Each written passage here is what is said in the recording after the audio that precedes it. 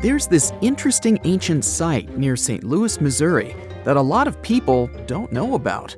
It's called Cahokia, and it used to be a huge city with up to 20,000 people living there back in the 11th century. It's full of these massive earthen mounds that were built by hand, and the biggest one is still there today, at the Cahokia Mound State Historic Site. Even though we don't know everything about this civilization, researchers have been able to piece together some information from the remains they've found. For starters, they found some pretty old teeth at this site. After studying their appearance and structure, scientists suggest that a lot of different indigenous groups lived there. About a third of them came from other areas in the middle of the continent, which they figured out by studying the different levels of various substances in the teeth. And get this, the way the mounds are arranged shows that this was actually a planned-out city, not just a bunch of villages grouped together. The rulers lived on top of the mounds, while everyone else lived in other structures. It's amazing to think that they were doing things like farming, hunting, logging, pottery, and weaving, all within this one giant city. Right in the middle of Cahokia, there was this giant mound that was about 100 feet tall, and around it, there was this huge wooden fence. Inside the fence was the city center, which had a big open space called a plaza.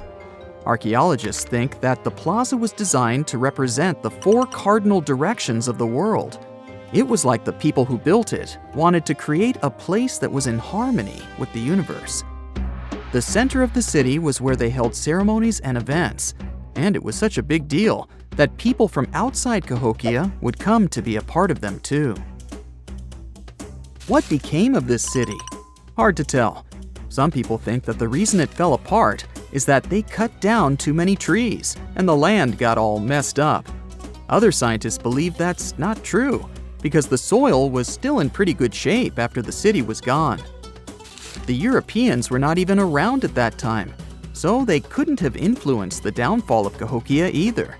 There's also one theory that suggests there were fights with other communities that caused the city to collapse.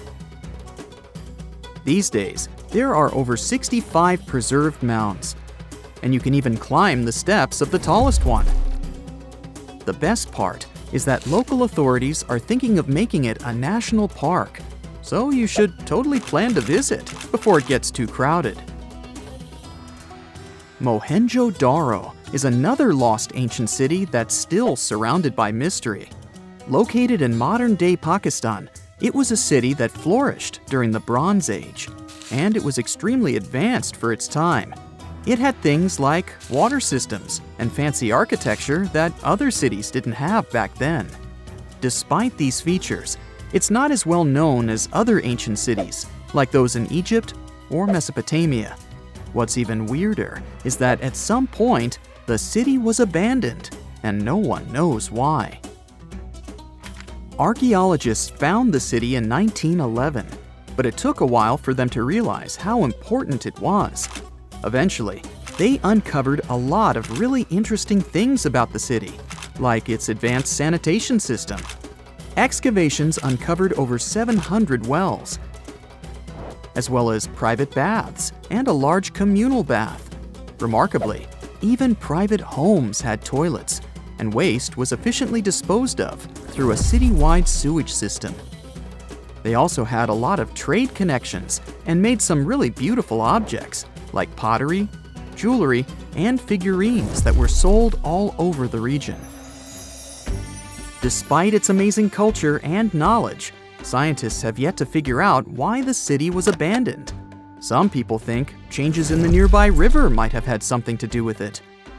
The writings that the people of Mohenjo-Daro left behind are still a complex code, even for the most skilled specialists, making it even harder to piece together their history. Have you heard of the lost city of Colmanskop? It used to be a small settlement in the Namib Desert. Legend has it that it got its name from a man named Coleman who got stuck in the local dunes and was never seen again. But that's not the interesting part. In 1908, a railway worker found a shiny stone and showed it to the chief railway foreman, who turned out to be a hobby mineralogist. They discovered it was a diamond, and soon, Colmanskop became the richest town in Africa and one of the richest places in the world. It had luxurious stone houses, a school, a hospital, and even an ice factory to produce ice for fridges. The hospital had the first X-ray machine in southern Africa, which was supposedly used to check if workers were illegally swallowing diamonds. Its popularity began to decline in the late 1920s when another diamond-rich location was discovered nearby. Most of the inhabitants soon began to flee the city in search of a better life, leaving the buildings abandoned. In 1938, all machinery was taken south and the town was left to the desert. The last inhabitant left Colmanskop between 1956 and 1960. The hot climate and low humidity have preserved the structures over time, and tourists can now visit this desert ghost town. You've surely heard about this next ancient city, Machu Picchu. It's this incredible ancient location in Peru. It stretches across a huge piece of land in the Andes Mountains and sits high above sea level. It's even considered one of the wonders of the modern world. But here's the thing. Scientists aren't exactly sure what it was used for. It could have supported up to 750 people, but there aren't a lot of human clues left behind. Some people think it was more of a spiritual or ceremonial place, while others believe it may have been like a fancy spa retreat for the nobles. The extensive terraces might mean it was used for crop testing or as a trading hub. And there's even a theory that it was used as a prison because they found a cell-like area too. It's amazing that even today, archaeologists and historians are still puzzled about how it was built. Did you know that they probably didn't even use wheels for transportation? And those massive granite rocks were somehow pushed up the steep Andean mountains, even though most of them weighed a lot.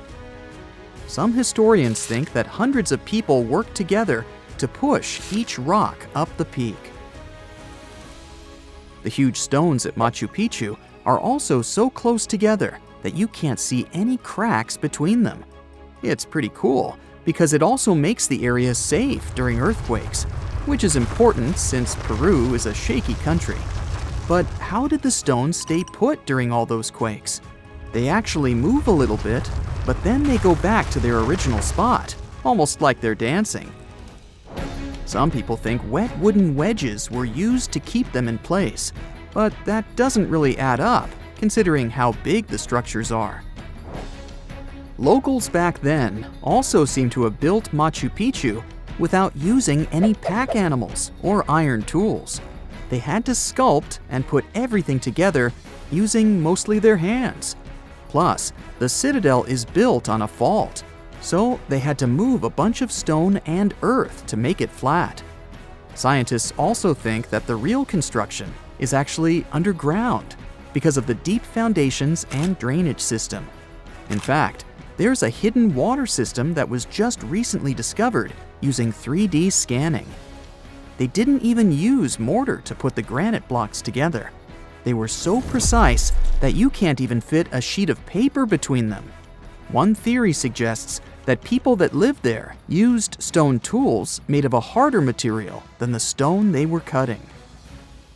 That's it for today. So hey, if you pacified your curiosity, then give the video a like and share it with your friends. Or if you want more, just click on these videos and stay on the bright side.